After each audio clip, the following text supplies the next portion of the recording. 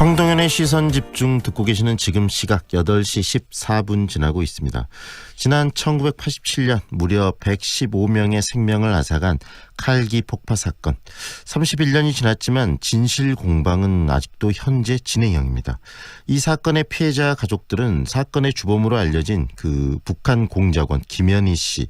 근데 실제로 이 사건의 주범은 김현희 씨가 아니고 이 사건을 조작한 전두환 전 대통령이라고 진상규명을 요구하고 있습니다. 어떤 이야기인지 대단히 궁금해지는데요.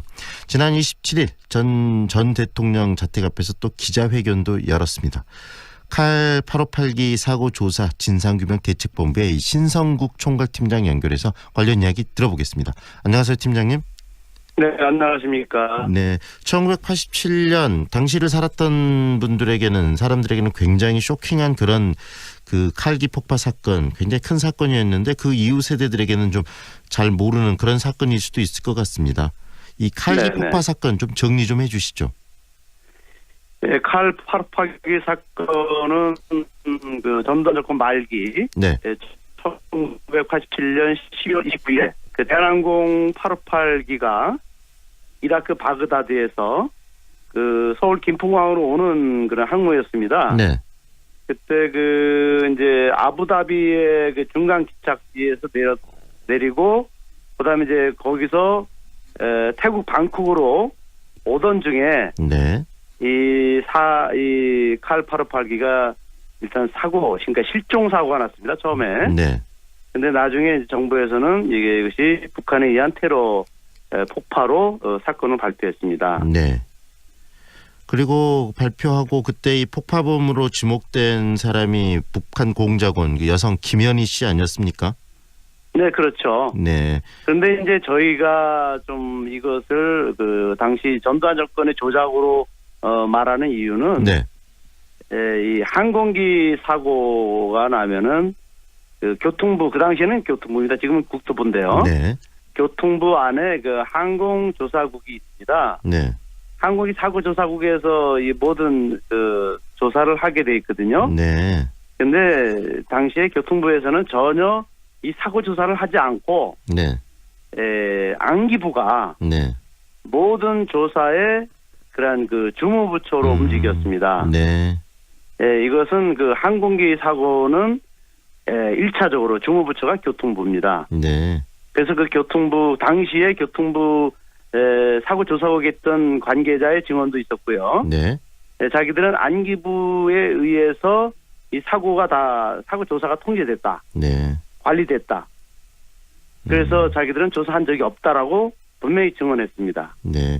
결국은 그럼 왜 이 네. 사고를 안기부가 네. 사고 조사를 했습니까? 네. 네. 미리부터 사고가 발생하자마자 바로 북한 테러로 발표해 버립니다. 네.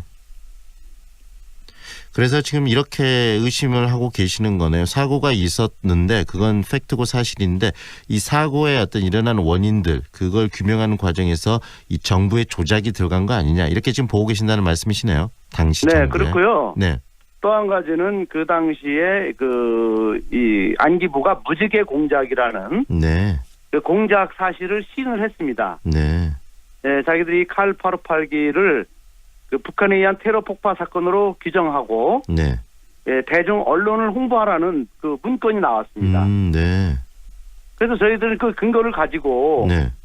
이것이 그 교통부가 사고 조사하지 않았다는 거, 네. 그리고 안기부가 무지개 공작을 펼쳤다는 거, 네. 이 모든 것들이 다 일맥상통하고 있습니다. 네. 그리고 최근에 그 전두환 씨가 회고록을 냈지 않습니까? 작년에. 네. 거기 내용에도 나옵니다. 전두환이가 자기가 당시 그 안기부장이 안무혁입니다. 네네. 안무혁 안기부장에게 북한의 소행으로 그렇게 그 수사하도록 지시를 내렸다는 것을 벌써 얘기하고 있어요. 네. 그러니까 이런 모든 정황들이 다 근거를 제시하고 있지 않습니까? 네. 여러 가지 정황들이 이렇게 있는데도 불구하고 지금 칼 이 폭파 사건은 굉장히 좀 묻혀 있는 사건이었는데 이번에 이 다시 언론의 조명을 받고 있습니다. 당시 1987년이라면은 정부가 이런 어떤 상황들을 좀 조작해야 할 그런 어떤 사회적인 어떤 분위기가 좀 있었나요? 선거 무렵이었나요? 당연합니다. 이게 1987년 11월 29일은 네. 당시 13대 대선을 앞둔 네. 한 15일 전이었어요. 네.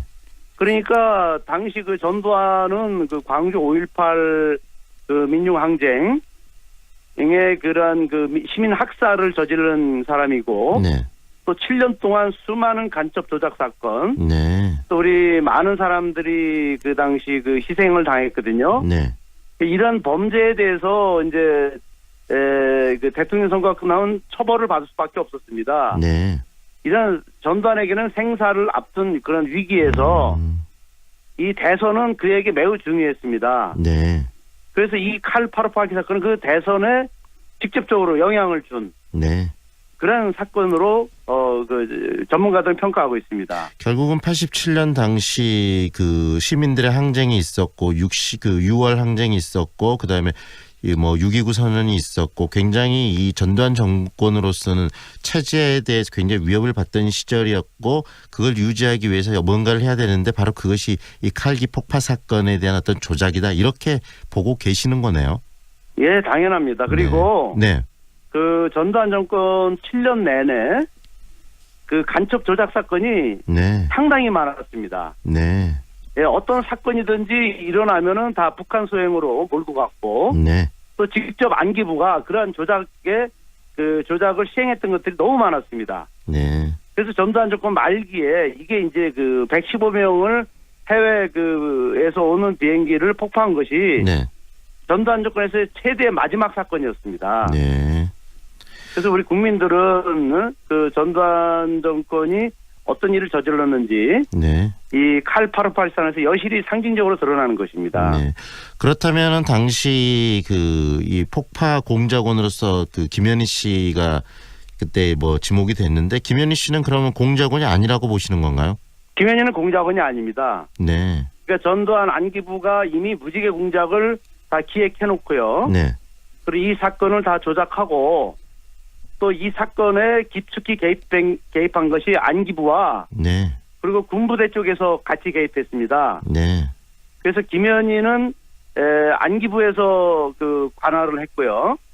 그리고 이 폭파를 한 쪽은 군부대 쪽입니다. 네. 그래서 군부대에서는 그 폭파를 전담하는 그 실행팀이 네. 사전에 그 대한항공 그 하부에 말하자면 그 화물칸이죠. 네. 예, 그쪽에다가 사전에 그 폭약을 설치해 놓고 네. 그리고 엄청난 그 다량의 그 크레모와 같은 폭탄으로 네. 다 이 공중 폭발을 시켰고 김현희가 얘기하는 그 자기가 설치했다는 폭약은 다 거짓말로 드러났습니다. 네. 거짓말로 파나소닉- 드러났다는 구체적인 근거가 있으신가요? 예, 있습니다. 그 파나소닉 그 라디오라고 얘기했거든요. 네. 그 소형 라디오인데 거기에 자기가 그 컴퍼션 4라는 고체 폭약 350g을 넣었다고 하는데 네. 그 라디오에 350g이 들어가지 않습니다. 예, 저희들은 그걸 다 실험을 했고요. 네. 그다음에 그 포기학 전문가가 그것을 그대로 그 항공기 네. 그 시뮬레이션을 했는데 네. 그 공중 폭파가 되지 않는 거로 나왔고요. 네. 예, 그래서 그것은 이미 기술공학적으로 다 이미 검증된 것입니다. 팀장님. 그리고 나중에 네. 그 안기부 쪽에서도 김현희가 설치했다는 컴퍼션 4와 PLX 폭약 네. 그것은 다 자기들이 그 추정으로 발표했습니다. 네. 말하자면 김현희 진술을 다 이것이 거짓말로 드러났다고 네. 안기부에서도 얘기를 했습니다. 팀장님 말씀대로라면 정말 크게 문제가 되는 사건이고 진실을 밝혀야 될 사건인데 지금까지 이 사건들이 이렇게 관심의 중심에서 밀려나 있었던 이유는 무엇이라고 보십니까? 네, 일단은 노태우가 당선되지 않았습니까? 네. 예, 그러면은 노태우 당시는 전두환 정권을 이어가는 그 군사 정권이었거든요. 네. 예, 거기서는 이런 일에 대해서 국민들이 진상규명을 할 수가 없었습니다. 그 정치 사회적인 그런 환경 때문에. 네. 그다음에 김현희라는 그 말하자면 그 공작원, 네. 이 폭발을 저질렀다는 그 여자는 안기부가 관리하고 있었거든요. 네. 예, 김현희는 그 사법적으로 다 그 사면받지 않았습니까? 네. 그러니까 노태우를 대통령으로 당선시켜준 그런 사람이니까 네. 사법적으로도 당시 그 정권의 그런 눈치를 보면서 네.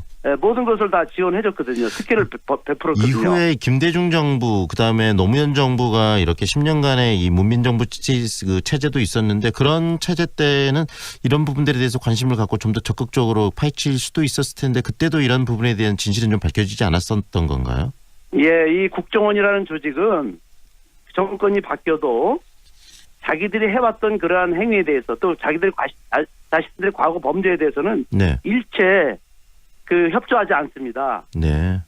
그 당시에 참여정부 노무현 정권 때도 이 사건을 국정원 과거사 진실에서 한번 재조사를 한 적이 있습니다. 네. 근데 이게 왜 이 결과 발표가 문제가 됐냐면은 김현희에 대한 조사를 일체 하지 않았습니다. 네. 역사의 이 칼파로파의 유일한 가해자이고 증인이라고 하는 김현희를 조사하지 않고 네. 무슨 조사를 할 수 있습니까? 그래서 저희들이 그것을 받아들이지 못하는 겁니다. 네. 김현희에 대한 직접 조사를 없는 한 이 사건에 대한 진실 규명이 어렵다는 것이죠. 네. 30년이 지났지만 결국은 중요한 문제이기 때문에 진실 규명은 꼭 이루어져야 되겠네요. 문재인 정부에서도 이런 부분에 대해서 관심을 갖도록 좀 많은 촉구들이 있어야 될 것 같다는 생각도 드는데 관련해서 계획하고 계시는 것들이 좀 있으십니까? 예, 우선은 저희들이 이제 7월 중에 김현희와 전두환을 고소하기로 했습니다. 네. 예, 그래서 이제 전두환은 이번 회고록에 한 18쪽에 걸쳐서 이 칼포라브 사건을 다루고 있거든요. 네. 거기에서 한 20개가 전부 허위 사실로 다 밝혀졌습니다. 네. 그리고 김현희는 이제 그동안 김현희가 공중파 언론에 나와서 여러 가지 인터뷰를 많이 했는데 네. 그 인터뷰 내용이 거의 다 명예훼손과 허위 사실이 많았습니다. 네. 그래서 그걸 가지고 저희들이 김현희를 고소하고 법정에 세울 지금 계획을 갖고 있습니다. 네. 좀 제대로 된 진실이 밝혀졌으면 하는 바람을 갖습니다. 오늘 말씀은 여기까지 듣겠습니다. 고맙습니다. 네, 감사합니다. 지금까지 칼 8582 사고 조사 진상규명 대책본부의 신성국 총괄팀장과 함께했습니다.